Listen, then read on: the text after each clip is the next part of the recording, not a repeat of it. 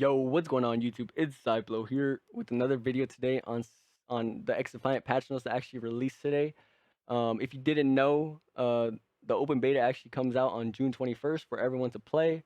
But I played the closed beta, so I'm actually going to be able to play one day early on June 20th. So if you played the closed beta, you should be receiving emails already to pre-download the game again.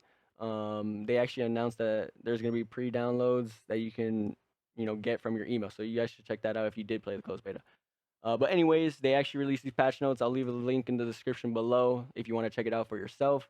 Um, Getting straight into it, one of the first things that they announced is you'll actually be able to unlock the DedSec faction permanently for day one of launch, as long as you play this open beta and get 125k XP during this open session. So this is obviously really good. If you plan on playing on day one and you want more variety on what factions you want to choose from, I would recommend trying to play the open session if you can, and permanently unlocking this character.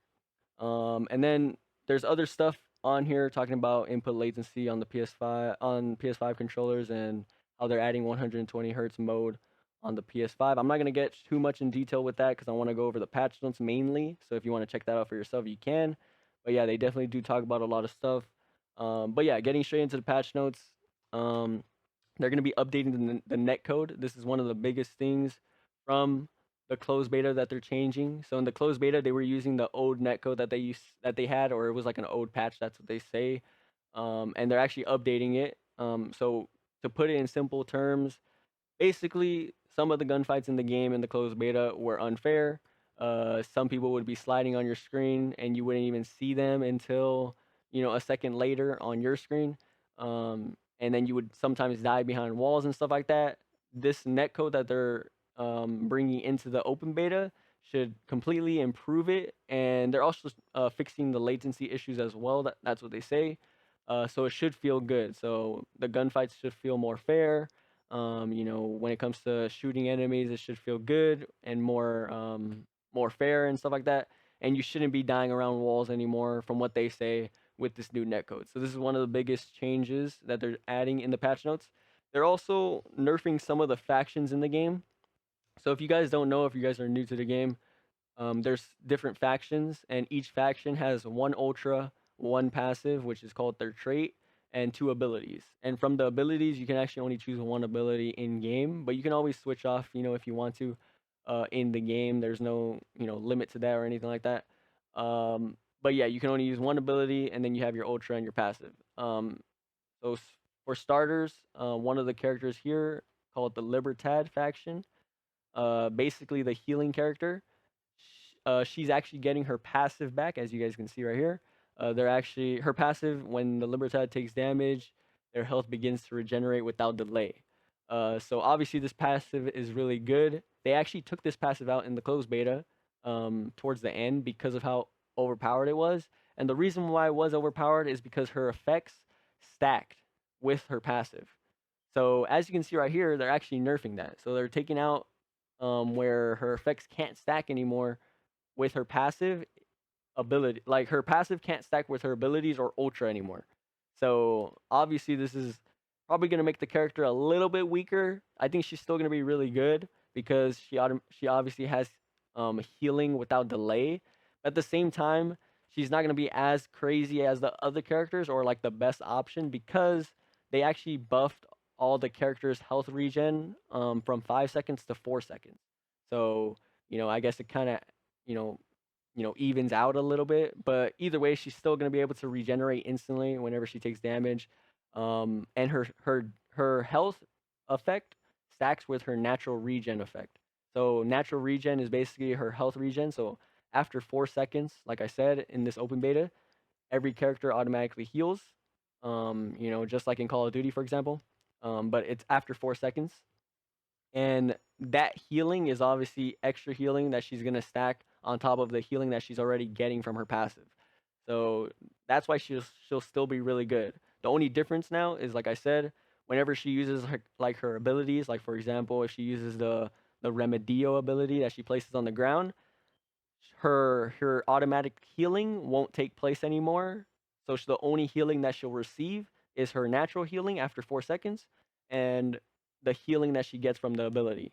So it's gonna kind of like, so it's kind of like nerfed in a way, but at the same time, it's still really good because at the end of the day, it's healing in general, and healing is probably like her ability is just really good. Like both of her abilities are still really good, even though they nerfed both of them. So for example, with the Bivita boost, basically like the Octane Stim Shot, if you guys play Apex, um, her boost instantly gives you HP back. So max HP, it used to give 120, but as you can see, they nerfed it to 100. So I think her minimum HP or her natural HP is around 120 HP. I might be wrong on that. I honestly forgot, but I'm pretty sure each character has different like HP values, and hers is max 120. Um, and yeah, so they nerfed it to where basically she can't fully heal anymore. Let's just say she's really low, she can't fully heal anymore. She can only heal to 100 HP. But the thing with this boost is that you automatically start healing when you pop this boost. So that, like I said, that's why this character is still gonna be kind of broken, because especially now that she has her passive, because she still has so many ways to heal. She has this way of healing, which is healing by herself without the ability. So let's just say she doesn't have her abilities, she's automatically healing either way instantaneously. And then after 4 seconds, you automatically naturally heal, which is extra health on top of what you're already getting from your insta heal. And then let's just say you need even more health. You can use her ultra to get even more health that stacks instantaneously, and that continuously heals her so that if she's taking damage, and they didn't nerf her ultra, by the way. Her ultra is overpowered. They didn't nerf that shit. Yeah, so she's still gonna be really good, but yeah, they definitely did nerf her, I guess, a little bit with her abilities and the way that her passive works. But we'll have to see how it works, because I still feel like she's still gonna be broken, and she's still gonna be probably the most played character. Okay, next with the Echelon. The Echelon character is the one that Echelon player will appear on the minimap if the intel still is used on them. So the Echelon character was the one that had sonar vision. So her ultra is really good. It's basically where she brings out a pistol, and you basically can see through walls. It's called sonar vision. And she has two abilities. She has like active camo, and then I forgot what her other ability is. I'm not gonna lie, but yeah, she has two abilities. I just know that a lot of people use the active camo mainly. Oh, her other ability was she had an intel suit that can see people through walls that were close enough. So it was kind of like her sonar vision, but without her overpowered gun, her overpowered pistol. But anyways, the ultra, the animation was improved to make this feel more powerful. So they're increasing, or they're kind of buffing her ultra in a way, uh, by just making the animation, by just improving the animation. And I guess that's one of the things that they're fixing. And then one of the other things that they're fixing is whenever so in the closed beta, whenever someone else was using the same character as you, if you were an echelon, whenever they would use the intel suit, you would still not appear on their skin or on their minimap or screen. So they're fixing that. And then they're fixing, some other bugs with this character. And then they're also doing some fixes with the Phantom. So now the EMP grenades can't cancel the Blitz Shield. So the Blitz Shield is the ult, I think, that the Phantoms have. So they basically have a ring of shield around them, and then they have like a shotgun, an electric shotgun that they can use, just in case enemies try to get inside the shield. So it's a really good support character. And the EMP grenades, I guess they can cancel that shield instantaneously if you pop the EMP grenade on it. So they're taking that out. So they're kind of buffing the Blitz Shield, which is really good. And also, they're making it to where the player that's holding the Blitz Shield no longer takes fire damage from enemies that have cleaner bullets, or the enemy cleaner bullets. So there's another class in the game. It's called Cleaners. They have fire. They have fire ammo automatically. That's their passive, which is incendiary damage. And the Cleaners used to be the best way to kill the Phantoms whenever they were in their bubbles, because you would do damage with your bullets, and you would do fire damage, which did a lot of damage over time for some reason on the shields. So now it's basically like nerfing the Cleaners in a way and making the Phantoms a little bit better so that they can resist that fire damage, and it makes the Cleaners not able to do what they were able to do to the Phantoms that easy, which made Phantoms kind of weak. You know what I'm saying? So, yes, this is kind of a little buff to the Phantom players, but the cleaners are probably still the easiest ways to kill the Phantoms, because all you have to do is just go inside the bubble and then pop your firebomb on the ground with a cleaner, and the Phantoms are pretty much dead because they're so slow. Like one of the buffs I would like to see for the Phantoms is for them to be able to move probably a little bit faster while they're in the shield. Because if they could move a little bit faster while they're in the shield, I feel like they would be really good, and that would kind of balance it out. And then the last thing that they did was for the DeadSec, or at least right here, it just put that the DeadSec faction is now unlocked for everyone through the open session, so it'll automatically be unlocked when you log into the game, and all the DeadSec characters are available to select, because I think there's three characters for each faction, and it's just basically like different variations of the same character. There's no really big difference. It just depends on what you like. Um, and then they also did weapons, attachments, and device changes. So for the snipers, they increased the ADS time, and they decreased the ADS walking speed. So this is really good if you're a sniper. You'll be able to quick scope faster, I guess, if that's your thing. For the LMGs, they corrected their ADS and sprint out times. So it's probably going to make the LMGs feel a little bit better and easier to use, because LMGs weren't honestly all that used, I don't think, in the closed beta. I don't think I saw anybody using LMGs, not even in pubs, because I don't think they were that good. And then they increased the rate per fire for the M19 pistol. So the pistol was pretty good. So this is gonna make it even better, in my opinion. Like, the pistols weren't that bad, so this is obviously really good for that. The ACR was one of the best ARs in the closed beta. They're decreasing the rate per fire for the ACR, so they're decreasing the fire rate. They're decreasing the fire rate for the ACR, which is obviously a little nerf.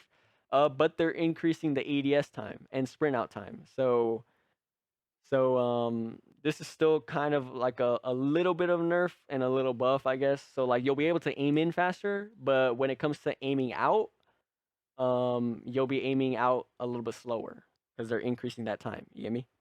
So it's a little bit of nerf to the ACR. So we'll have to see how that feels, but I still think the ACR is still gonna be really good, because unless they decrease the fire rate really hard, then the ACR is still gonna probably be the best AR, at least in the closed beta from what we played, or at least in the open beta from what we played. And then the AK-47, they better aligned bullet trajectory with the crosshair when aiming down sights. So, I mean, the AK-47 was probably second best AR. The only problem with the AK-47 compared to the ACR was that the AK-47 didn't feel like it can kill people at range efficiently, and it was harder to handle for some people, which is why the ACR felt the best, because it just shot straight and it killed people fast, and it did the job. You know what I'm saying? So if this helps the AK-47, then the AK-47 could probably be the next AR. And then the MK-20, I'm pretty sure this is uh, an LMG, but they reduced the headshot multiplier for this one. Didn't really try this gun that much, so I'm not sure. Maybe it's the shotgun as well. I don't know, but they reduced the headshot multiplier for this gun, and then the P90, they increased the headshot multiplier for the P90. So I'm definitely gonna be trying out the P90 in the open beta just to see if it feels any better, But they didn't really do anything to the MP7, which is what I'm surprised about. The MP7 is probably gonna be the best gun in the game still. So. And then with devices, they added an option to make the flashbangs in the game dark. So basically, what that means is, instead of your screen flashing white, your screen can flash uh, black instead. So you can actually change this in the menu. I'm still gonna keep it white because I'm just so used to it from Call of Duty. But if you want to change it, you can change it. And then the last couple things that they added to these patch notes, they improved the sound. So hopefully they're talking about footsteps. Even though the footsteps felt all right in the game, but if they can improve it, I mean, any improvement is good. And then for the health regen, like I said, for all the characters, they're reducing the delay of the health regen from 5 seconds to 4 seconds. So you should be able to, heal faster, get away from fights much more better, and then re-engage faster, you know what I'm saying? Instead of like running away for, that extra second, you'll get that extra second back, I guess. And they reduce spam behavior penalties. So like if somebody is spamming, they reduce the penalty of spamming, I guess, slightly. And that's pretty much it for the patch notes. Like I said, you guys can check it out for yourself. I think the Libertad is still probably gonna be insane. I feel like it's crazy that they didn't do nothing to the fire guy, but I played the fire guy, which is the cleaner. They didn't do shit to the cleaners, so I'm happy because they didn't nerf my shit, my class. I don't think the class needs to be nerfed, but the class is definitely really fucking strong. So I think the cleaners are probably gonna be on top, and then the healing people, and then probably the phantoms next because of how good they are with their bubbles when it comes to competitive, and then the echelons, which are the stoner people.